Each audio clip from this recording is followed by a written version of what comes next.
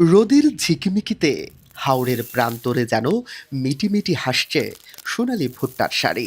দূর থেকে দেখলে মনে হয় রোদে শুকাতে দেয়া হয়েছে একরাশ কাঁচা সোনা। কৃষক কৃষানীরা এখন ব্যস্ত তাদের স্বপ্নের ফসল ঘরে তুলতে। কালের স্রোতে পাল্টে গেছে ঘোড়াউতরা, হারিয়েছে তার ভয়াল যৌবন, জেগে উঠেছে চর।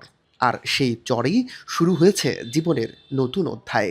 ৭০-এর দশকে এইসব চরে সবজি চাষে জীবিকা নির্বাহ করতেন কৃষকরা, কিন্তু অনুকূল প্রাকৃতিক পরিবেশ না পেলে খুব একটা লাভের মুখ দেখা যেত না।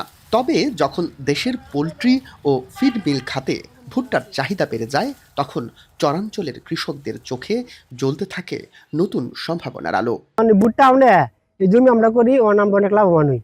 কানিগত প্রায় 100 মন 110 মন অন্তত 10 টাকাতে আমরা লাভবান হই। আমরা ভুট্টা বিক্রি করতে পারি অর্ধেক লাভ, এরপরে পাতা গরু রাখা হয়, তারি গাছ লাগতেই হয়, মানে আমরা বিভিন্ন লাভ হয় ভুট্টা করা।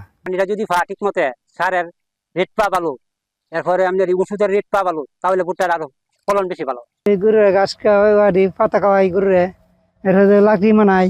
এবছর কিশোরগঞ্জে ১২,১০০ হেক্টর জমি থেকে ১২,২১০ টন ভুট্টা উৎপাদনের লক্ষ্য নির্ধারণ করা হয়, কিন্তু সে লক্ষ্যমাত্রা ছাড়িয়ে ১২,২১০ হেক্টর ভুট্টার আবাদ হয়েছে।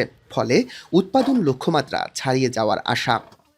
এই বড় ব্যবসায়ী পাইকার আছে, বড় বড় ব্যাপারী আছে, ওদের কাছে বেশি কোনোদিন লাভ হয় কোনোদিন হয় না।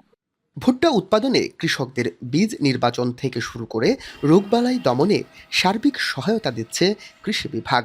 কিন্তু ভুট্টা ফসল বুড়ো ধান কর্তনের আরো আগেই এটি কর্তন করা সম্ভব হয়। বন্যার হাত থেকে রক্ষা পাওয়ার বা রিস্ক থেকে মুক্ত পাওয়ার জন্য কৃষক ভুট্টার দিকে ঝুঁকতেছে, এটি একটি কারণ।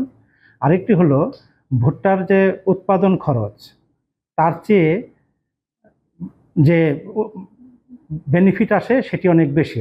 ভুট্টা চাষের মাধ্যমে রবি শস্য নিয়ে হাওরের কৃষকদের চিন্তার ভাঁজ অনেকটাই দূর করেছে, উঁকি দিচ্ছে সম্ভাবনার নতুন ভোর। তবে বাজারজাতকরণে কৃষকের স্বার্থ রক্ষার তাগিদ সংশ্লিষ্টদের। মশিউর কায়েস, এখন কিশোরগঞ্জ।